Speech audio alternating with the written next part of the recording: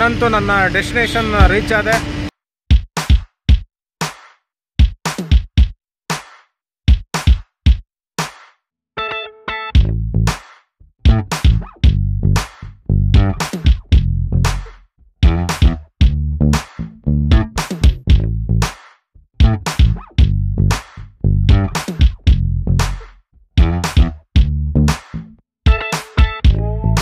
Hi friends, ನಮಸ್ಕಾರ. ಹೇಗಿದ್ದೀರಾ ಎಲ್ಲರೂ? ಮತ್ತು ಹಾಗೆ ಮತ್ತೊಮ್ಮೆ ನಿಮಗೆ ನಮ್ಮ ಜರ್ನಿ ವಿತ್ ರವಿರಾಜ್ ಯೂಟ್ಯೂಬ್ ಚಾನಲ್ಗೆ ತಮಗೆಲ್ಲರಿಗೂ ಸ್ವಾಗತ. ಇವತ್ತು ನನ್ನ ಕೆಲಸದ ನಿಮಿತ್ತ ನಾನು ದಾವಣಗೆರೆಯಿಂದ ಧಾರವಾಡಕ್ಕೆ ಹೋಗ್ತಾಯಿದ್ದೀನಿ. ಆ ಒಂದು ಬೈಕ್ ಜರ್ನಿನ ನಿಮಗೆ ವಿಡಿಯೋ ಮೂಲಕ ತೋರಿಸ್ಬೇಕಂತ ನಾನು ಇಷ್ಟಪಡ್ತಿದ್ದೀನಿ.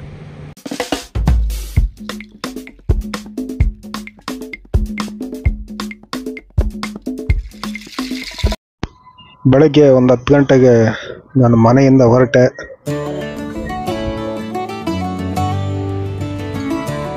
ಪೆಟ್ರೋಲ್ ಹಾಕ್ಸ್ಕೊಂಡು ಇವಾಗ ಸಿಕ್ಕಾಪಟ್ಟೆ ಟ್ರಿಪ್ ಹೊರಟಿವಿ ನಾವು, ರೋಡ್ ಟ್ರಿಪ್. ನೋಡಿದ್ರು ಮಧು ಅಂತ ಟ್ರಾವೆಲ್ ಮಾಡ್ತಿದ್ದೀನಿ, ಲಾಗ್ ಮಾಡ್ತಿದ್ದೀನಿ, ಟ್ರಾವೆಲಿಂಗ್ ಲಾಗ್. ಪೆಟ್ರೋಲ್ ಹಾಕ್ಸಿದೆ, ಫುಲ್ ಹಾಕ್ಬಿಡು ಫ್ರೀ ಆಗಿ. ನೋಡ ನಮ್ಮ ಮಧು ಫ್ರೀ ಆಗ್ತಿದ್ರೆ ನಾನು ಪೆಟ್ರೋಲ್.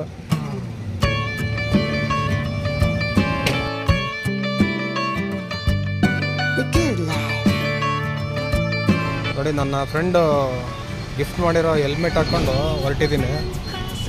ಆ ಹೆಲ್ಮೆಟ್ಟಿಗೆ ನನ್ನ ಬೈಕಿಗೆ ಭಾಳ ಶೂಟ್ ಆಗುತ್ತೆ, ಅದಕ್ಕೆ ಅವನು ಆನ್ಲೈನಲ್ಲಿ ಆರ್ಡ್ರ್ ಮಾಡಿದ್ದ. ಥ್ಯಾಂಕ್ ಯು ಸೋ ಮಚ್ ಫ್ರೆಂಡೇ ಕೃಷ್ಣ. ನೋಡಿ, ಹರಿಹರದ ರೋಡಲ್ಲಿರುವ ಒಂದು ಅನ್ನದಾತ ಫುಡ್ಲ್ಯಾಂಡ್ ಅಂತ ಇದೆ ಹೋಟ್ಲಿಗೆ. ಆ ಹೋಟ್ಲಿಗೆ ಹೋಗ್ತಿದ್ದೀನಿ. ಹಾಗೆ ಈ ಕಡೆ ನೋಡಿದ್ರೆ ಪೂರಿ 29 ರೂಪಾಯಿ, ರೊಟ್ಟಿ ಊಟ 59 ರೂಪಾಯಿ ಸಿಗುತ್ತೆ.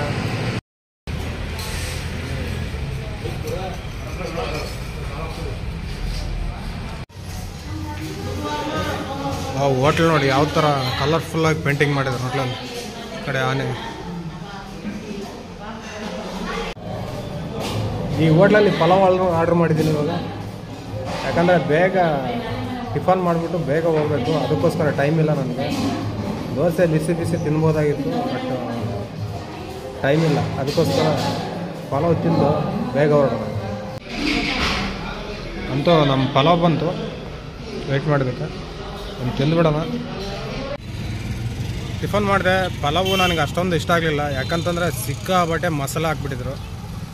ನೋಡಿ, ನಾನಿವಾಗ ಶಿವಮೊಗ್ಗ ಮತ್ತು ಹರಿಹರ ಹೋಗೋ ರೋಡ್ನಲ್ಲಿದ್ದೀನಿ. ಅಂದರೆ NH-48 ಇದ್ದೀನಿ, ಇಲ್ಲೇ ಬ್ರಿಡ್ಜ್ ಹತ್ರನೇ. ಇಲ್ಲೇ ಟಿಫನ್ ಮಾಡಿದ್ದು. ಇವಾಗ ನನ್ನ ಜರ್ನಿನ ಮತ್ತೆ ಸ್ಟಾರ್ಟ್ ಮಾಡ್ತೀನಿ. ಚಲ್, ಲೆಟ್ಸ್ ಗೋ.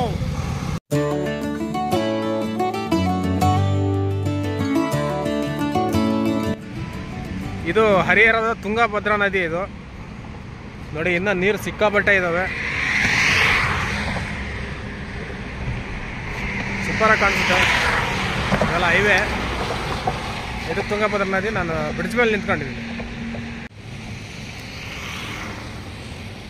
ನೋಡಿ, ತುಂಗ ಶಿವಮೊಗ್ಗದಿಂದ ಬರುತ್ತೆ, ಭದ್ರಾ ಚಿಕ್ಕಮಂಗ್ಳೂರಿಂದ ಬರುತ್ತೆ. ಇವೆಲ್ಲ ಒಂದು ಕಡೆ ಕೂಡ್ಲಿ ಅನ್ನೋ ಒಂದು ಗ್ರಾಮದಲ್ಲಿ ಸೇರುತ್ತೆ. ಸೇರಿಬಿಟ್ಟು ಇಲ್ಲಿ ತುಂಗಭದ್ರಾ ಆಗಿ ಹಿಂಗೆಲ್ಲ ಹರಿತಾವೆ. ನೋಡಿ, ಕಡೆ ಹೋಗ್ತಾ ಇದೆ. ಈ ಕಡೆ ಇಲ್ಲೆಲ್ಲ ನೋಡಿ ಇಟ್ಟಿಗೆ ಮಾಡ್ತಿದ್ದಾರೆ. ಇದೆಲ್ಲ ನೋಡಿ, ದಾವಣಗೆರೆಯಿಂದ ಬರ್ತಾ ನನಗೆ ಮೊದಲ ಟೋಲ್ಗೇಟ್ ಸಿಕ್ತು. ಆ್ಯಕ್ಚುಲಿ ಇದು ರಾಣೆಬೆನ್ನೂರು ಟೋಲ್ಗೇಟ್ ಅಂತಾರೆ, ಮತ್ತು ಕಾರೂರು ಟೋಲ್ಗೇಟ್ ಅಂತಾರೆ ಇದನ್ನ.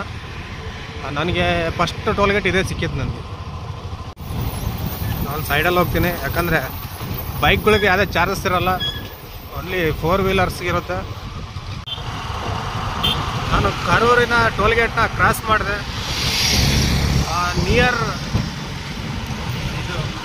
ನಿಯರ್ ರಾಣೆಬೆನ್ನೂರು ಹತ್ರ ಇದ್ದೀನಿ ನಾನು ಇವಾಗ. ನೋಡಿ, ನಾವೊಂದು 60-65 ಕಿಲೋಮೀಟರ್ಸ್ ಬಂದಿದ್ದೀವಿ. ಹಾಗೆ ನ್ಯಾಷನಲ್ ಹೈವೇಲಿ ಪಕ್ಕದಲ್ಲಿ ಇಲ್ಲಿ ಈ ಒಂದು ಬೆಂಗಾಡಿನಲ್ಲಿ ಒಂದು ಕಿರು ಕಾಡಿದೆ. ಕಾರಣ ಅದು ಬೇರೆ ಯಾವುದೂ ಅಲ್ಲ, ಸಾಲು ಮರದ ತಿಮ್ಮಕ್ಕ ವೃಕ್ಷ ಉದ್ಯಾನ ಅಂತ ಇಲ್ಲಿದೆ. ನೋಡಿ, ನನ್ನ ಪಕ್ಕದಲ್ಲಿ ಇಲ್ಲಿ ಹೈವೇ ಪಕ್ಕದಲ್ಲೇ ಇದೆ. ನೀವು ರಾಣೆಬೆನ್ನೂರಿಂದ ಒಂದು ಇಲ್ಲಿಗೆ ಒಂದು 10 ಕಿಲೋಮೀಟರ್ಸ್ ಆಗುತ್ತೆ. ರಾಣೆಬೆನ್ನೂರಿಂದ ಹೈವೇಲೇ ಇದೆ. ನೋಡಿ, ನಾನು ಒಳಗೆ ಹೋಗಿ ತೋರ್ಸೋಕ್ಕಾಗಲ್ಲ, ಯಾಕಂತಂದ್ರೆ ನನಗೆ ಅಷ್ಟು ಟೈಮ್ ಇಲ್ಲ.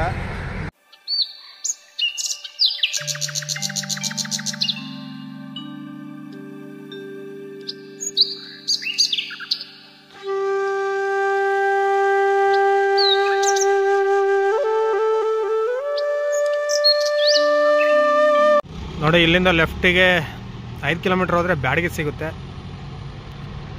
ಈ ಕಡೆ ರೈಟಿಗೆ 8 ಕಿಲೋಮೀಟ್ರ್ ಹೋದರೆ ಕೆಂಗೊಂಡ ಸಿಗುತ್ತೆ. ಕೆಂಗೊಂಡ ಅಂದರೆ ಏನೋ ಗೊತ್ತಿಲ್ಲ, ಇಲ್ಲೇ ಹೈವೇ ಪಕ್ಕದಲ್ಲಿದೆ. ನೋಡಿ, ಹೈವೇ ಕಾಮಗಾರಿ ನಡೀತಾ ಇದೆ, ಬ್ರಿಡ್ಜ್ ಹಂಗೆ ಇದೆ. ನಾನು ಸುಮಾರು ವರ್ಷಗಳಾಯಿತು ಇದನ್ನು ನೋಡ್ತಾನೆ ಇದ್ದೀನಿ, ಇದು ಹೀಗೆ ಇದೆ, ಇನ್ನೂ ಕೂಡ ಆಗಿಲ್ಲ, ಯಾಕಂತ ಗೊತ್ತಿಲ್ಲ. ಇದು ಮೋಟೆಬೆನ್ನೂರು, ಇದು ಮೋಟೆಬೆನ್ನೂರು ಬಸ್ ಸ್ಟ್ಯಾಂಡ್ ಇದು. ಮತ್ತು ಈ ಕಡೆ ಹೋದರೆ ಬ್ಯಾಡಗಿ ಸಿಗುತ್ತೆ 5 ಕಿಲೋಮೀಟ್ರು. ನೋಡಿ, ಹೈವೇಲೇ ಇದೆ ನೋಡಿ.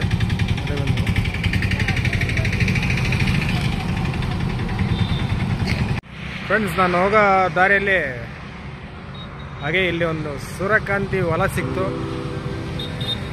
ತುಂಬ ದಿನಗಳಾಗಿತ್ತು ಸೂರ್ಯಕಾಂತಿ ಹೊಲ ನೋಡಿಬಿಟ್ಟು. ನಾನು ಕೂಡ ಯೆಲ್ಲೋ ಕಲರ್ ಟಿ ಶರ್ಟ್ ಹಾಕೊಂಡಿದ್ದೀನಿ, ಸೂರ್ಯಕಾಂತಿ ಕೂಡ ಯೆಲ್ಲೋ ಕಲರ್ ಇದೆ, ಸಿಕ್ಕಾಪಟ್ಟೆ ಮ್ಯಾಚಿಂಗ್ ಆಗ್ತದೆ. ಸೂರ್ಯಕಾಂತಿ ಸೂರ್ಯನ ಕಡೆ ಮುಖ ಮಾಡಿಬಿಟ್ಟಿದೆ. ಈ ಸೂರ್ಯಕಾಂತಿಯ ಒಂದು ವಿಶೇಷ ಗುಣ ಏನಂತಂದರೆ, ಸೂರ್ಯ ಯಾವ ಕಡೆ ಇರ್ತಾನೋ ಆ ಕಡೆ ಅದು ತಿರ್ಕೊಳುತ್ತೆ, ಅದು ಮುಖ ಮಾಡುತ್ತೆ. ಅದು ಒಂದು ಪ್ರಕೃತಿಯ ವಿಸ್ಮಯ ಅದೆಲ್ಲ. ನೋಡಿ,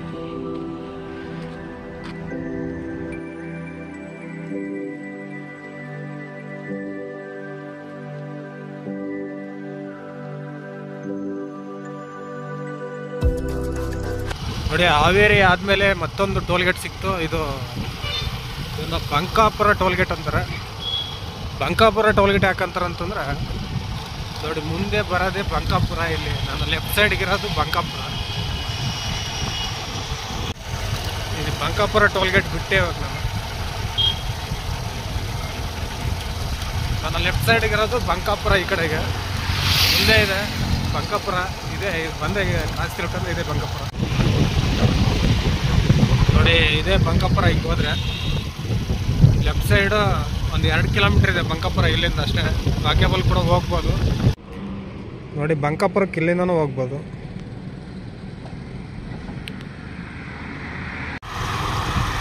ಇದು ಸಿಗ್ಗಾಂವ್, ಇದು ಊರು. ಈ ಕಡೆ ನಾನು ರೈಟ್ ಸೈಡ್ಗಿರೋದು ಸಿಗ್ಗಾಂವ್.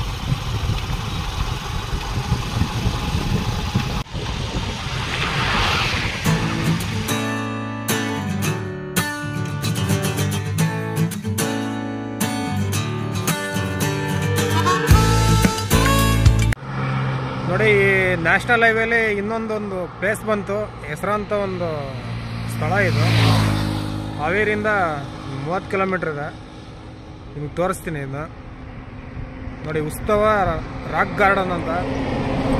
ಇದು ತುಂಬ ಫೇಮಸ್ ಇದು ಗಾರ್ಡನ್. ಇದು ನಾನು ಹೋಗಿಲ್ಲ, ಅವತ್ತು ಹೋಗ್ಬೇಕಂತ ನಾನು ಪ್ಲ್ಯಾನ್ ಮಾಡ್ಕೊಂಡಿದ್ದೆ, ಬಟ್ ಟೈಮು ನನಗೆ ಸಿಗಲಿಲ್ಲ, ಅದಕ್ಕೆ ಹೋಗೋಕ್ಕಾಗಲಿಲ್ಲ.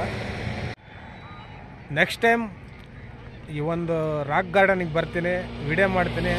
ಆ ವಿಡಿಯೋನ ಯೂಟ್ಯೂಬಲ್ಲಿ ಹಾಕ್ತೀನಿ, ನಿಮ್ಗೆ ತೋರಿಸ್ತೀನಿ.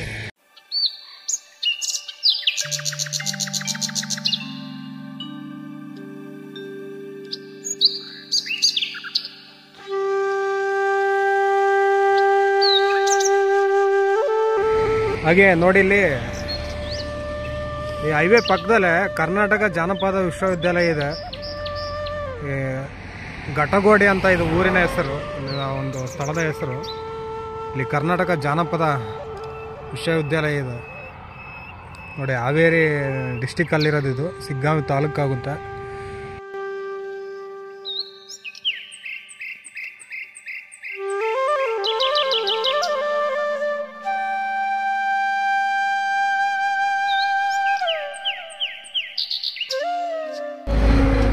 ಹಾಗೆ ಇಲ್ಲಿ ಮತ್ತೊಂದು ಪ್ಲೇಸ್ ಸಿಕ್ತು, ಅದೇ ಪ್ಲೇಸ್ ಇದು PRS ವಾಟರ್ ಪಾರ್ಕ್ ಅಂತ.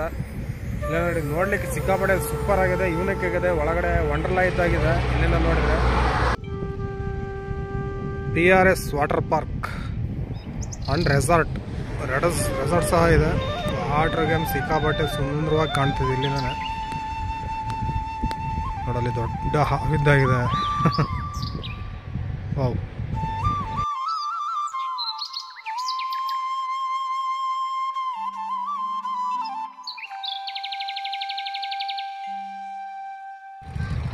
ಈ ಒಂದು ರೆಸಾರ್ಟು ಸಿಗ್ಗಾಂವ್ ಮತ್ತು ಹುಬ್ಳಿ ನಡುವೆ ಬರುತ್ತೆ.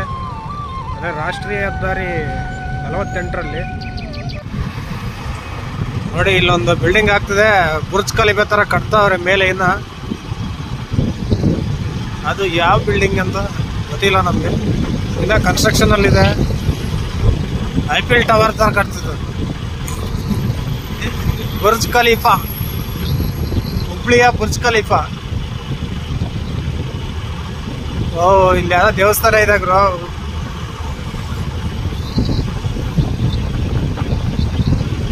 ಗೊಮ್ಮಟೇಶ್ವರ ಕಾಣ್ತಿರೋದು. ಓ, ಇಲ್ಲಿ ಏನೋ ವಿಭಿನ್ನವಾಗಿದೆ ಗುರು. ಇಲ್ಲಿ ನೋಡಿ ಬುರ್ಜ್ ಖಲೀಫಾ ಥರ ಏನೋ ಕಟ್ತವ್ರೆ. ಅದ್ರ ಪಕ್ಕದಲ್ಲಿ ಜೈನರ ದೇಗುಲ ಇದೆ. ಆ ಕಡೆ ಹೋಗೋಕ್ಕಾಗಲ್ಲ. ಏನೋ ಒಂದು 5 ನಿಮಿಷ ಹೋಗಿ ಬರ್ತಿದೆ. ಈ ಕಡೆ ಇದ್ದಿದ್ರೆ ಆ ಕಡೆ ಹೋಗೋಕ್ಕಾಗ್ತಿಲ್ಲ. ಇದು ನೋಡಿ, ಈ ಕಡೆ VRL ಲಾಜಿಸ್ಟಿಕ್ಸ್ ಇದೆಲ್ಲ.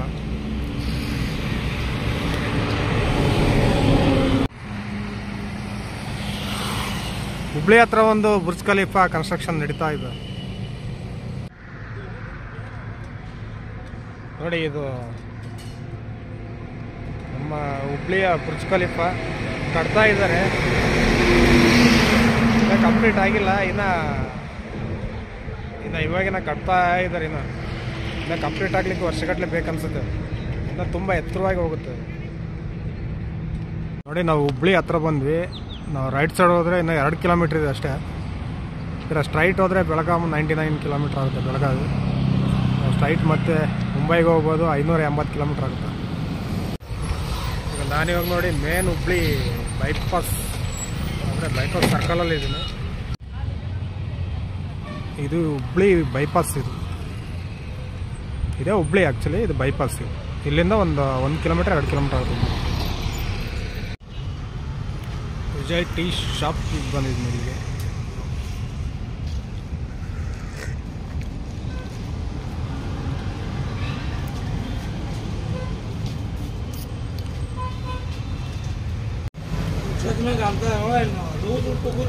ಮಸಾಲ ಟೀಗೆ ಸಖತ್ತಾಗಿದೆ ನೋಡಿ. ಅಲ್ಲಿಂದ ಬಂದಿದ್ದಕ್ಕೆ ಇಲ್ಲಿ ರಿಫ್ರೆಶ್ ಆಗ್ತಿದೆ. ರಿಫ್ರೆಶ್ಮೆಂಟ್ ಸಿಗ್ತಾ ಇದೆ. ವಿಜಯ್ ಚಹಾ ಅಂಗಡಿಯಲ್ಲಿ ಚಹಾ ಕುಡಿದು ರಿಫ್ರೆಶ್ಮೆಂಟ್ ಆದ. ರಿಫ್ರೆಶ್ ಆಗಿ ಮುಂದಿನ ಪಯಣ ಬೆಳೆಸೋಣ ಧಾರವಾಡದ ಕಡೆಗೆ. ಚಲ್. ನಾನಿವಾಗ ಹುಬ್ಳಿ ಟೋಲ್ ಹತ್ರ ಇದ್ದೀನಿ. ಇದೇ ನೋಡಿ ಹುಬ್ಳಿ ಟೋಲು.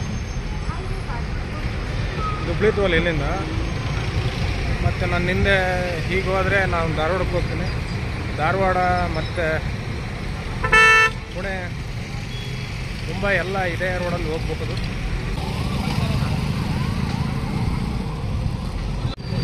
ನೋಡಿ, ಇದು ಸಿದ್ಧಾರೂಢ ಮಠದ ಮಹಾದ್ವಾರ. ಇದು